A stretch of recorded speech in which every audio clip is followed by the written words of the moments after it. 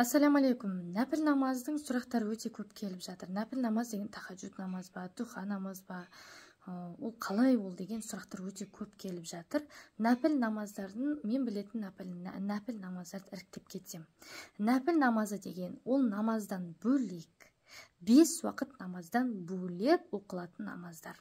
Яғни өз еркіңіз оқысаңыз сауап болады, оқымасаңыз күнә болмайды. Ал егер 5 уақыт намазды сіз оқымасаңыз, күнделікті 5 уақыт намазды оқымасаңыз, ол күнә болады. Үлкен күнә болады. Ақыретте ертең сіз намазға жауап бересіз. Бірінші Алланың алдына тұрған кезде бірінші намаздан сұраламыз. Сондықтан Аллах Тағала бізге 5 уақыт намазды оқуға бұйырған. Оразаны да бұйырған бізге. Орамалды да парыз еткен. Парыз деген ол талқыланбайды, орындалу керек. Намаз да, орамал да, ораза да. Енді нәпіл намаз деген ол қосымша намаздар. Қосымша өз еркіңіз оқысаңыз болады, оқымасаңыз күнә емес. Оқысаңыз үлкен сауап, иманыңыз күшейеді, иманыңыз артады, Құдай қаласа көзіңіз ашылады, өмірге деген көзқарасыңыз мүлде басқаша болады. Не үшін? Себебі нәпіл намаз оқығаннан кейін көп сауаптарға кенелесіз. Иншалла түнде тұрып, мысалға тахаджуд намаз деген ол барлығы ұйықтап жатқан кезде оқылатын намаз. Түнде тұрып 3, 4, 5 қай уақыттан ыңғайлы. Сол кезде тұрып тахаджуд намазын оқисыз. Ол 2 рәкаттан 8 рәкатқа дейін оқылады. Бұл тілек намаз, дұға намазы деп те айтып жатады. Не үшін? Өйткені тахаджуд намазын оқыған адамда Аллах Тағала міндетті түрде дұғаларын қабыл қылады. Сұрағанды беретін намаз. Түнгі намаз деп осыны айтады. Одан кейін 2 рәкаттан құр 2 рәкатты оқысаңыз болады. Немесе 4 рәкат қылып, 4 рәкаттан қылып 8 қылып оқысаңыз болады. 2 бөліп, немесе 2 рәкаттан 4 рәкат қылып оқысаңыз болады. 8 қылып. Енді мен өзім 2 рәкат оқимын тахаджуд намазына. Одан кейін мысалы тахаджуд намазын оқып болғаннан кейін салауат айтсаңыз да болады. Тахаджуд намазын оқып болғаннан кейін сіз дұға қылсаңыз болады. Бірінші Аллаға мақтау, одан кейін пайғамбарға салауат айтамыз. Я Рахман, Я Рахим деп Аллаға мақтау айтамыз. Алланың 99 көркем есімінің бас жағындағы есімдері Я Рахман, Аллах Тағала мейірімді, Я Рахим, Аллах Тағала мейірімі шексіз. Осыны 3 рет айтамыз. Одан кейін салауат айтамыз. 3 рет. Аллахума салли аля саййидина Мұхаммад. 3 рет. Салауаттың түрі көп, қайсысын айтсаңыз өзіңіз білесіз. Содан кейін Аллаханымыз жайып дұға қыламыз. Тахаджуд намазынан кейін не сұрайсыз? Барлығын Алладан сұраңыздар. Не үшін біз тахаджуд намазынан кейін дұға қыламыз? Негізінде дұға қалаған кезде қабыл болады, жүрекпен шықса. Әуелі Аллаға мақтау, одан кейін пайғамбарға салауат айтсаңыз, обязательно міндетті түрде қабыл болады дұғаңыз. 100% сенім болу керек. Аллах Тағала менің дұғамды қабыл қылады деген. Күмән болса, ол нәрсе дұрыс емес. Күтесіз. Аллах Тағала қабыл етеді міндетті түрде. Шамалы күтесіз, болды. Енді біз Аллаға мақтау айтып, пайғамбарға салауат айтпай дұға қылатын болсақ, біздің дұғаларымыз аспан мен жердің ортасында тұрып қалады, білеміз, иә? Ал егер сіз Аллаға мақтау айтып, пайғамбарға салауат айтсаңыз, иншалла міндетті түрде қабыл болады деген сөз. Енді тахаджуд намазын түсініп алдық. Өз еркіңіз күніге оқысаңыз да өзіңіз білесіз. 2 рәкат қылып, ниет тахаджуд намазын, ниет еттім тахаджуд намазын 2 рәкатын немесе 4 рәкатын деп сүннет қылып ниет етесіз. Нәпіл намазын барлығы сүннет болып аталады. Парыз емес. Ниет еттім тахаджуд намазын 2 рәкат сүннетін өтемекке. Ниет еттім тахаджуд намазын 4 рәкат сүннетін өтемекке. Ниет еттім тахаджуд намазының 2 рәкатын өтемекке деп 2 рәкаттан 4 рәкат қылып 8 қылып оқысаңыз да болады. Түсіндік, е? Бұл тахаджуд намазы тура таңғы намазының 2 рәкатындай болып оқылады. Ниет тахаджуд намазы оқылады. Тахаджуд намаз бітті. Енді дұха намаз деген бар. Дұха деген намаз бар. Сағат сол таң намазы кіреді. Одан кейін шығып кетеді ғой таң намазы мысалы уақыты. Мысалға 5-те таң намазы кірсе 6:30-да кіріп кетеді. Мысалға айтып жатырмын. Сол шығып кеткеннен кейін жарты сағат кері тастап, сонда 7-те шығып кететін болса, мысалы 6:30-да шығып кететін болса, таң намазының уақыты, кірген уақыты мен шыққан уақыты әр қалада әртүрлі болады, дұрыс па? 6:30-да мысалы шығып кететін уақыты болса, уже 7-ден бастап сіз дұға намазын 12-ге дейін оқисыз. Жалпы былайша айтқанда 9-дан 12-ге дейін оқылады дейді. Мысалға біреулер жұмысқа бара жатқан кезде барғаннан кейін оқи алмайды, таңғы намаздан кейін жарты сағат кері тастап оқып кетсе болады. Үйде болсаңыз 9-дан 12-ге дейін оқысаңыз болады. 2 ракат немесе 4 ракат немесе 8 ракат қылып оқысаңыз болады. Ол да тура таң намазының 2 ракатындай болып оқылады. Ниет дұға намазының 2 ракатына 2 ракат сүннатын өтемекке деп оқып аласыз. Ал 4 ракатын оқитын болсаңыз, мен YouTube каналымда бар, 4 ұзақ сүре оқылады. Мен YouTube каналымда бар. Мен оны параққа жазып алып, дәу қылып, қарап оқимын, уже тілім келіп қалды.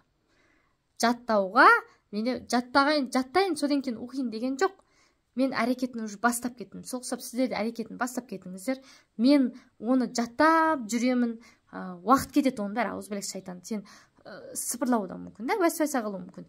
Сіз бірінші жаттап алыңыз, содан кейін оқисыз деп, намаз да солай айтады. Сондықтан сіз, мен өзім жас болсамда намазды жаттап оқыған емес.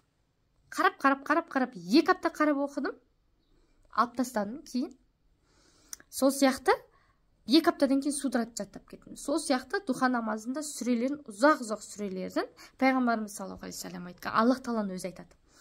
Дұға намазын 4 ракат оқыған болса пендем, оның алдында тағы да 4 ракат оқыған болса, мен ол пендеме жәннаттан үй тұрғызам дейді. Сіз бір рет дұға намазын 4 ракатын оқысаңыз, жәннаттан сізге үй тұрғызылады.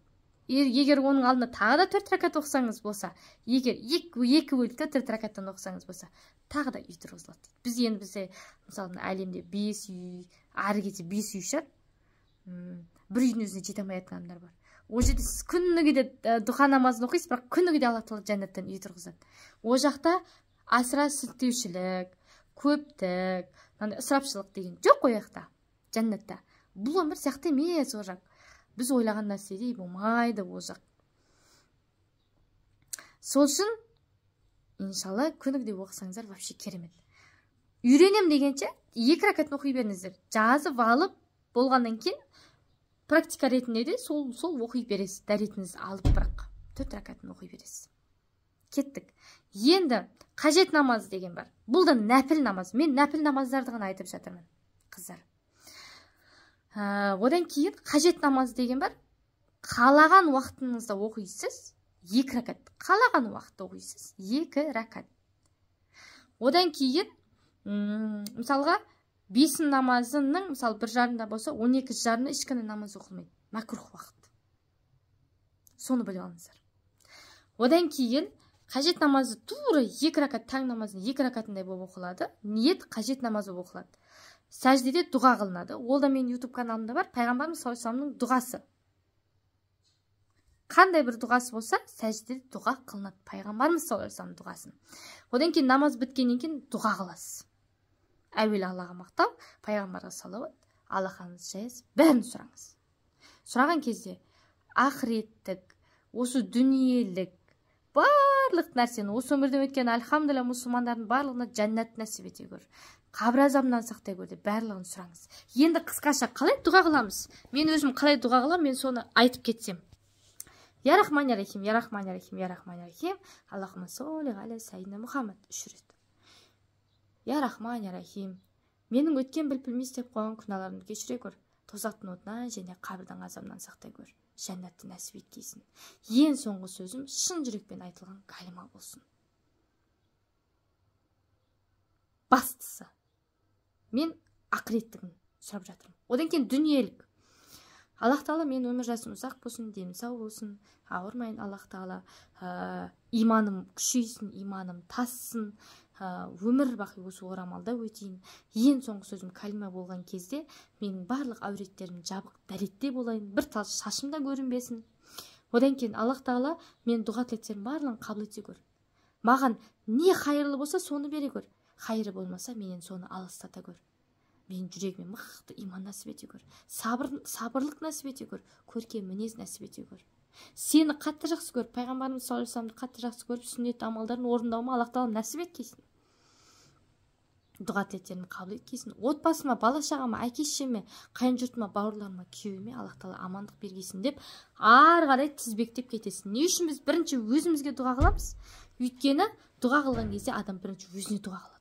Содан кейін барып анаңыздың, Аллах тағала менің анамның өмір жасын ұзақ қыла гөр, денін сау қыла гөр, 5 уақыт намаз нәсіп ете гөр. Барлығына 5 уақыт намаз тілеңіз, өзіңізге сұраңыз. Қаза болмайтын, шын жүрекпен уақытылы оқылатын намаз нәсіп ете гөр, 5 уақыт намаз. Аллах тағалам соңғы өлелгенше дейін намазбен Аллах тағала Мұхаммед пайғамбарымыз саллаллаху алейхи вассалам бірінші орында болсын. Не болса да таңдау жағынан Аллах тағала көзім ашып, көкірегім ояу болсын. Аллах тағала сенің қалаған нәрсеңді сенің маған қалап берген нәрсемен жақсы көрейін. Сен ұнатпаған нәрсені, жақсы көрмеген нәрсемен алыстата көр деп дұға қылыңыз. Одан кейін кетеді. Не керек соның барлығын дұға қыласыз. Осы өмірде өткен, альхамдулилля, пайғамбарымыз осы өмірде өткен Мұхаммед, осы өмірде өткен барлық сахабалар пайғамбарымыздың әруағына, осы өмірде өткен пәленше ұлы пәленшенің әруағына, пәленше қызының пәленше қызының, мысалға, соның әруағына, соның барлығын атын атап тұрып дұға қыласыз. Негізінде бұл әр намаздан кейін дұға қылсаңыз да болады. 5 уақыт намаздан кейін де.